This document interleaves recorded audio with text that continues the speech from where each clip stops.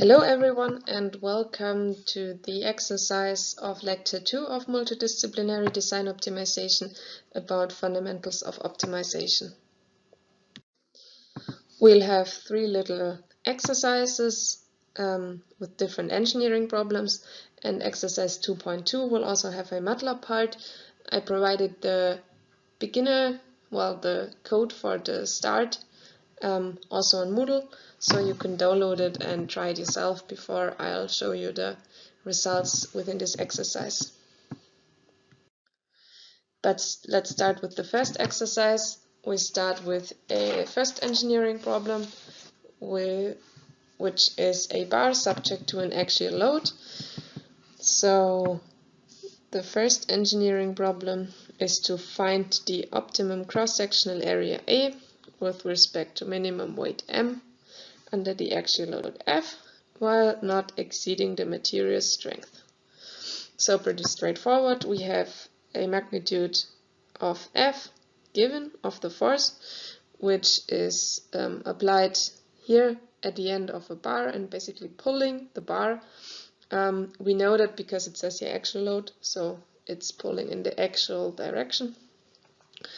We got the material strength, so the stress sigma given here at which the bar will yield. We got the density of the bar, so that's a probability of the material used, in this case steel.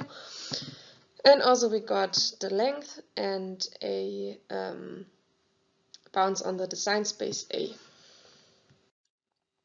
To solve this problem, we have to solve three little tasks. First, we have to identify all the quantities of interest. Then we have to formulate the general problem statement. And last, we can find a closed form solution. And we will see that this will be a boundary optimum. And we have to give a mathematical proof for this. So first we have to identify all the quantities of interest. The quantities of interest are those quantities that kind of describe our problem. They will later make up the objective function and the constraints. So in our case, that's first the mass m, and secondly the stress sigma. The system equations for the mass m is density times volume, which for the bar is rho times A times length L. And the system equation for the stress sigma is simply the force divided by the cross-sectional area, which is the stress for a one-dimensional bar is given here. So the stress will be constant over this whole bar, For the second task, we have to name the objective function. So we have the objective function f of A is m is rho times A times L, and we have the density and the length given. We can plug that in, so that is 7.9 times 10 to the power of minus 6 times 10 to the power of 3. We're left with 10 to the power of minus 3, and the unit kilograms per square millimeters, and this times the cross-sectional area A. We can also check the dimensions here. We got the cross-sectional area A in millimeters and rho times L in kilogram per square millimeters, and this leaves us with kilograms, which is the right unit or the correct unit for the mass. It's really important, if you want to write down the general problem statement, that you also write down what you want to do with the objective function. So we want to minimize it, min f of A, and if you want to be super correct, you can also write down an A here.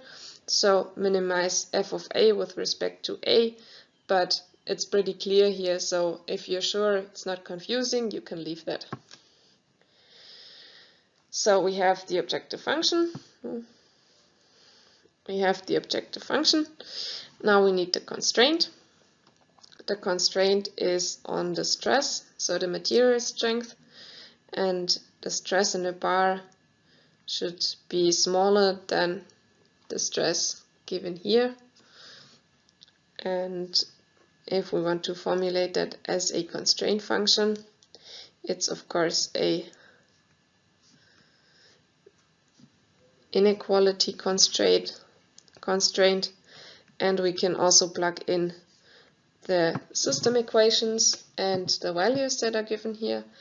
So we have F over A minus sigma yield has to be smaller or equal than 0. Here we could again check the dimensions. F Newton is F is in Newton, A is in square millimeters, and the megapascal is also Newton per square millimeters, so that's fine as well. We also have, so we have the constraints, and now we have the design space left, which is given. A has to be between 1 square millimeters and 1000 square millimeters. Yeah, now all this is left is the compact notation. Let's start from the top with our quantities of interest. We got M, which we want to minimize, and we got sigma, and we got a inequality constraint on sigma, and then we got our design variable A, and they are connected by those pointed arrows because both sigma and M depend on our design variable A.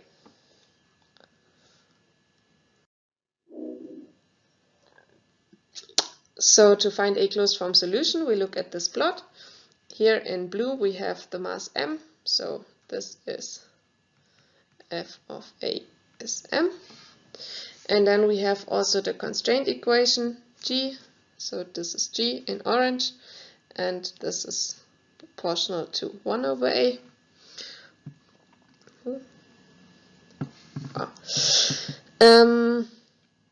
How do we find a solution? We know that we want to minimize M, so we have to go left here as far as possible. And we know that G has to be smaller or equal than 0, so we have to be somewhere in this area. And combining those two, we see that our optimal solution is here. So this is our optimal solution, A star, where the inequality constraint is 0. So we know that to find our solution, we look at our inequality constraint,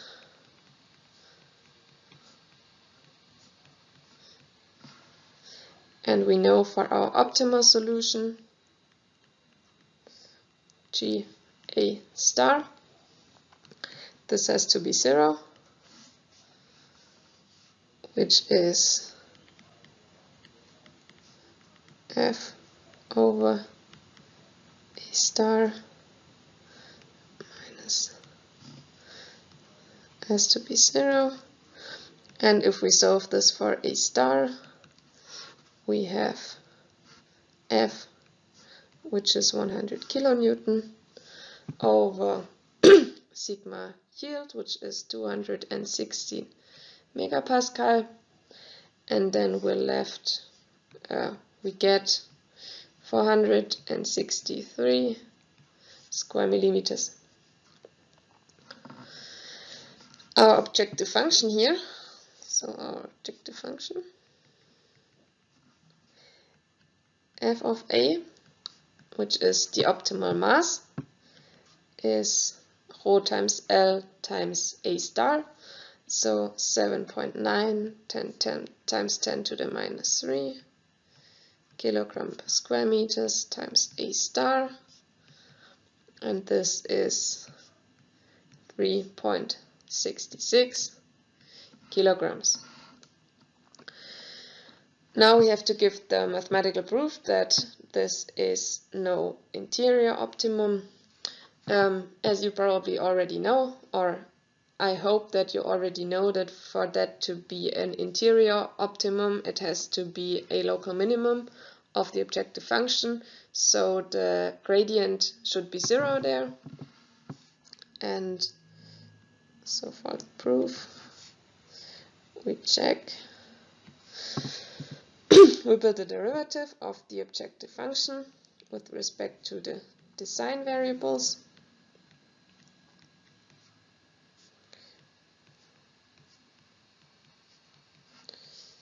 And we're left with only a constant.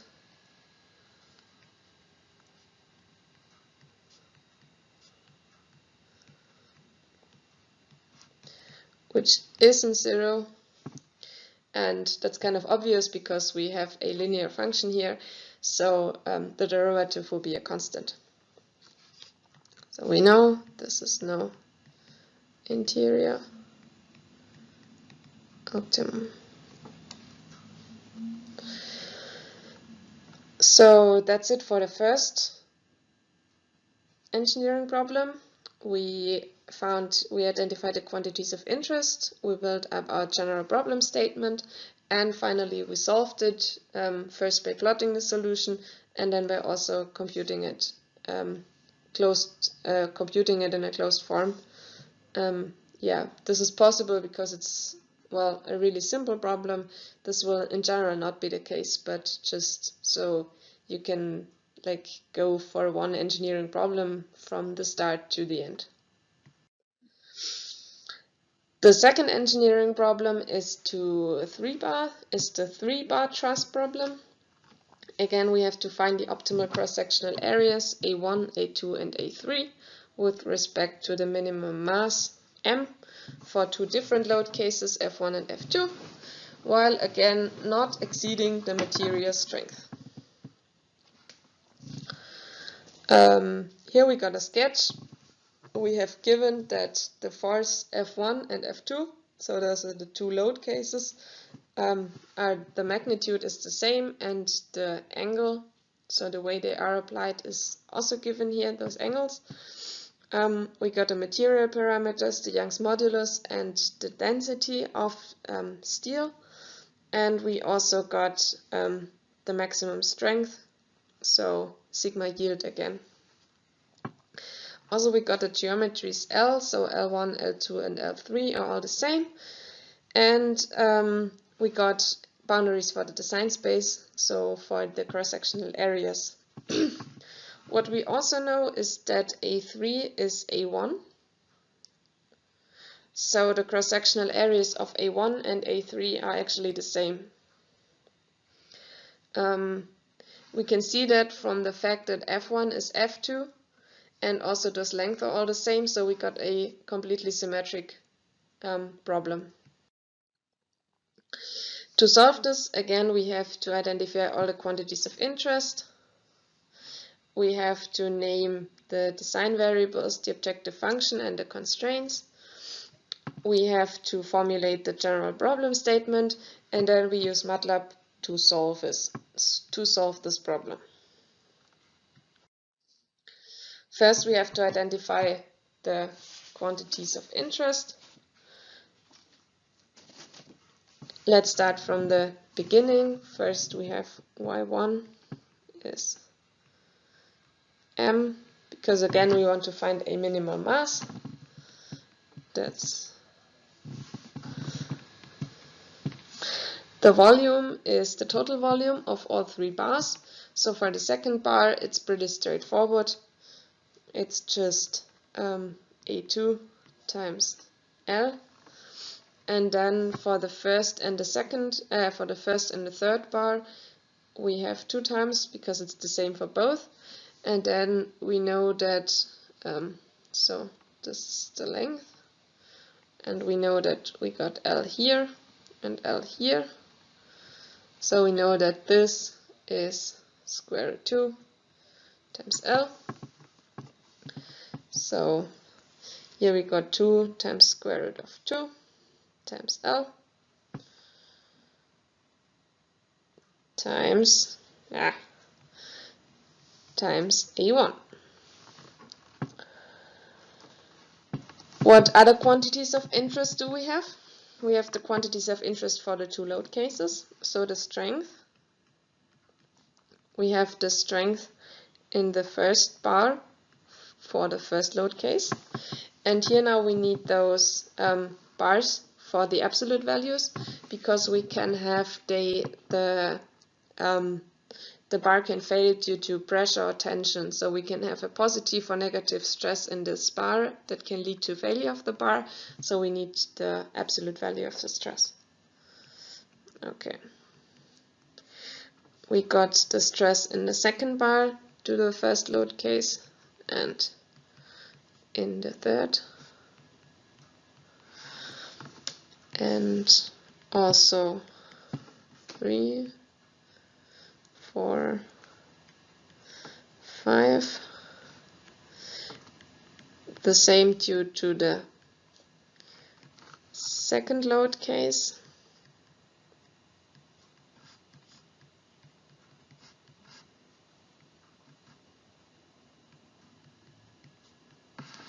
Okay, we built the system equation for the first quantity of interest for the mass. For the other ones, you see the system equations are given here. Okay, for the second task, we have to name the design variables. So design variables in this case are A1 and A2. The objective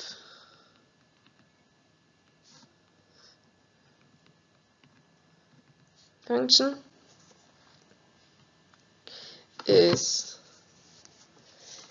f of A1, A2 is our first quantity of interest, m, the mass, which is rho times L times 2 square root of 2, A1 plus A2. And again, the first 2 here is from the symmetry, so because we have 2 bars, and the second 2 under the square root is because of the length. Then we need to write down the constraints. And we got our first constraint G1 of A1 and A2. This is our second quantity of interest minus sigma yield, or also sigma. The stress in the first bar was with respect to the first load case.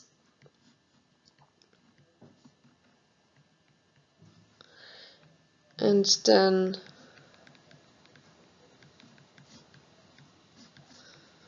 we have the same for the second bar.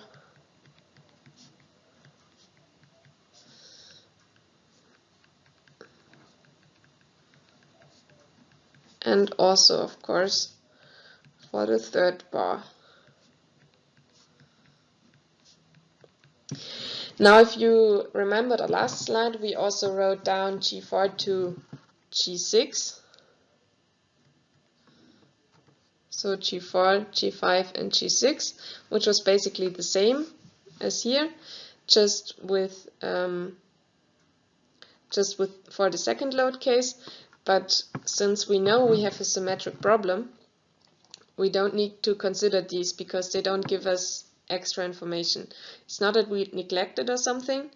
It's just that all the information that we have in the second load case, because of the symmetric problem, is also in the first load case. So we don't need those constraints.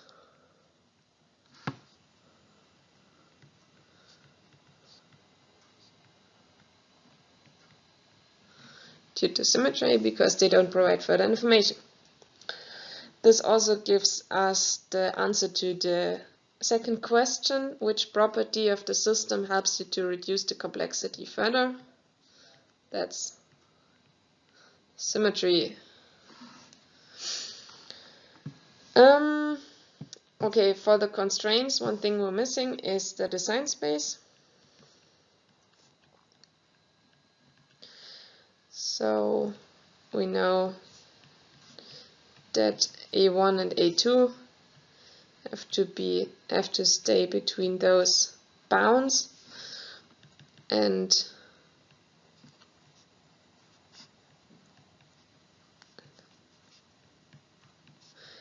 we know that we can write this in index notation. It's a bit faster, but you don't have to use index notation if you don't feel comfortable with it. For the third task, in the second problem, we have to formulate the general problem statements based on the equations we just wrote down, and also write down the compact notation. Okay, to formulate the general problem statement, we start with the objective function. F of A1 and A2 is rho times L times the cross-sectional areas, and we can also plug in the values that are given for the density and L.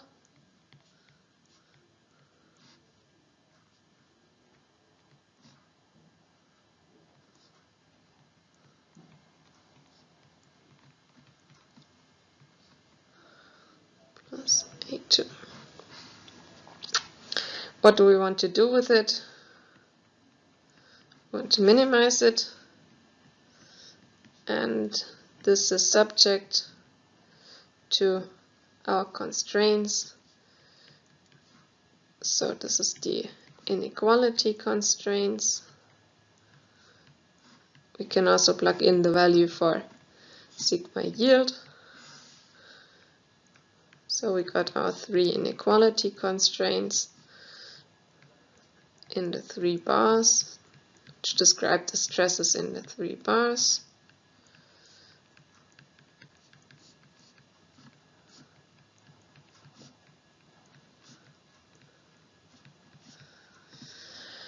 And also the bounds on the design space.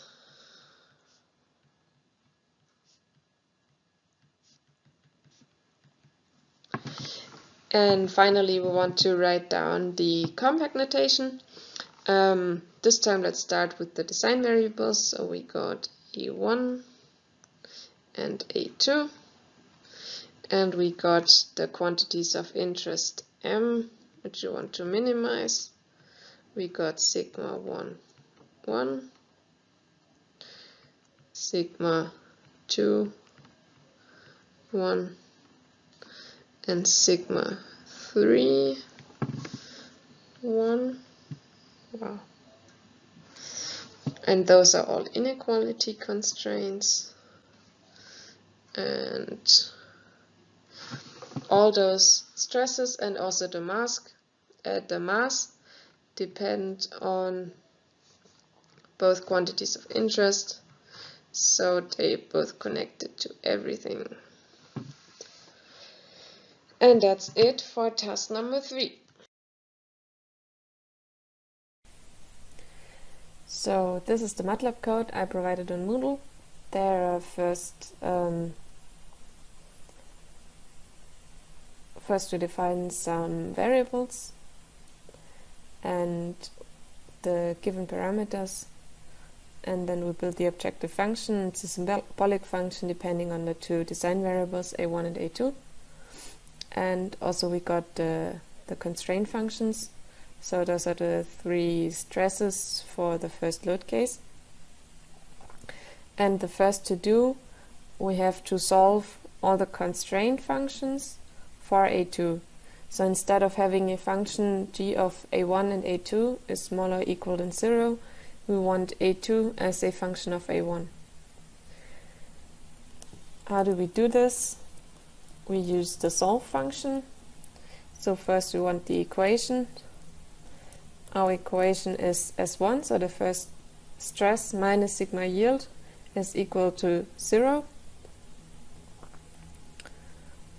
Or S1 is equal to sigma yield. We want to solve it for A2.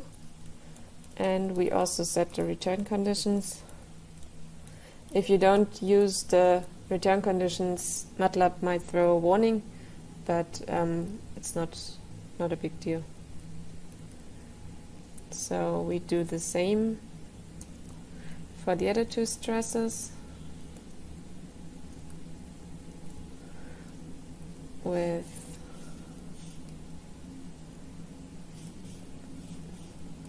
the other two stress functions. And now we got our three constraint functions, G1, G2, and G3, in the form of A2 is a function of A1. Next, we want to save all the constraints in one constraint vector to make them easily accessible for plotting later. So we just write them as elements of one function, so as elements of one vector. So this is a vector that includes three symbolic functions. Next, the first contour plot is already given. That's the contour plot of M, so of the mass. And we also want to plot the gradient of the objective function for the direction of the decreasing mass in the contour plot, so that we can see in the contour plot in which direction of M we have to move for it to become more optimal. So dm with respect to A1, so the partial derivative of our objective function with respect to our first design variable is ρ times L times 2 times square root of 2. I did this by hand because it's just a really easy function, but you could also use a MATLAB function for this, for partial derivatives. The derivative of mass with respect to A2 is just ρ times L. And then we want to start it in one vector. So we have dmA1 and dmA2. And since we want to show the direction of decreasing mass, we put a minus here.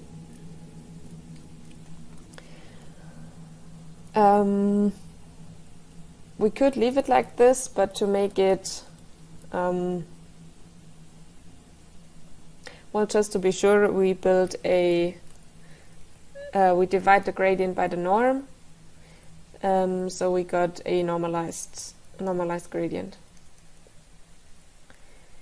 Okay, then we plot this gradient also in the contour plot, and finally we want to plot the constraints inside the contour plot. So we can use the fplot function for this. We have a for loop over from 1 to 3 because we got the three constraint functions, and then we plot, they are all in G, so we plot G of I, and we'll plot it in black, and we'll make the lines a bit more bold so we can see it better. Okay, that's it with the to-dos. Now let's run and see what we've got.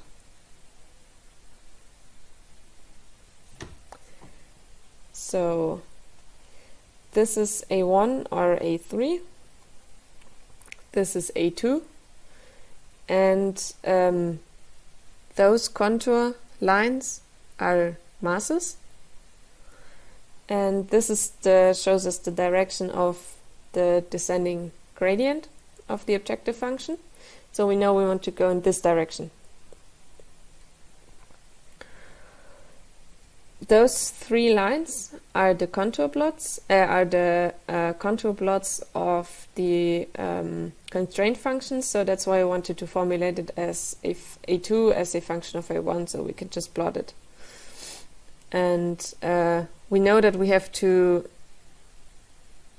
stay on that everything on the left side here means of those three constraint functions means it's too weak, so the strength isn't the force will exceed the strength of the material. So we have to be somewhere on the right of those three constraint functions, and looking at this constraint function on the right, and since we know we want to be as furthest left as possible to be mass optimal, we know that our optimal solution is somewhere here. And if we compute this, if we look at the solutions, at the optimal solutions for the two or for the three bars, we see that we got a value here of like 500 or something, and we got a value here of 300. So we know that A1 and A3 will be much more thicker than A2. And this is also what you can see on the next slide of the PowerPoint presentation.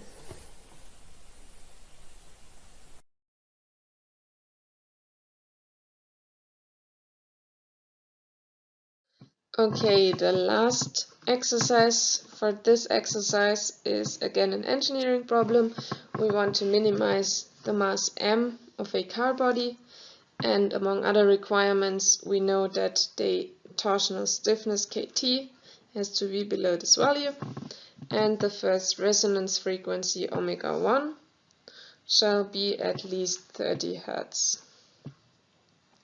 In order to consider manufacturing aspects, the wall thicknesses Ti of each of the D sections has to be within those given lower and upper bounds.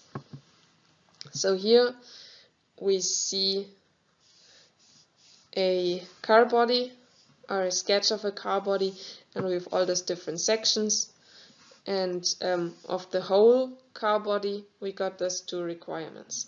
Okay. In this case, we have to propose a method to approximate the system responses, assuming there exists no closed form solution. And also we have to formulate the general problem statement and complete the compact notation.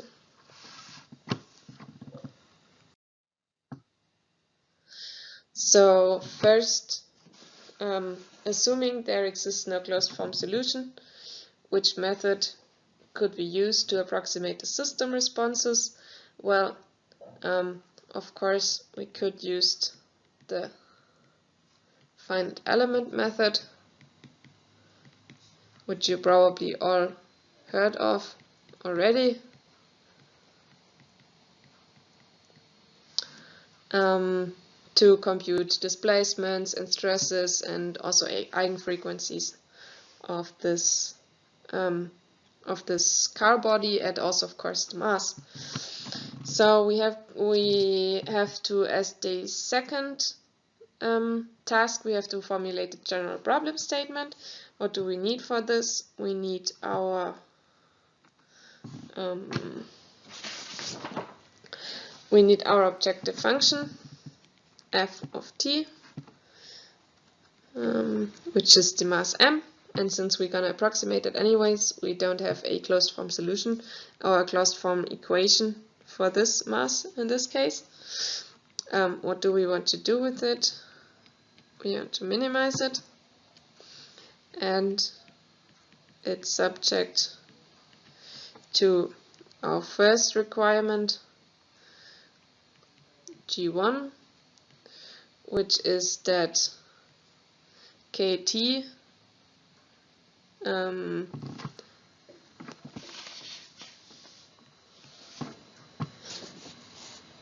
that it has to have a torsional stiffness of at least 15,000 Newton meter per degree. So Kt has to be larger than this.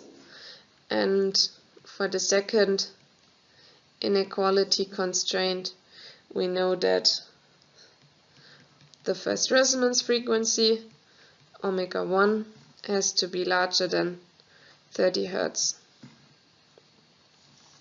Also we got boundaries on the design space.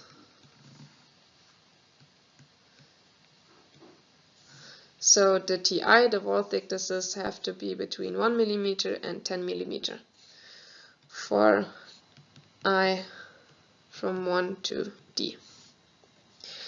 We can also write down a compact notation for this. We got the mass M, which you want to minimize. We got the torsional stiffness KT. And we got an inequality constraint on this, and also on the resonance frequency we got the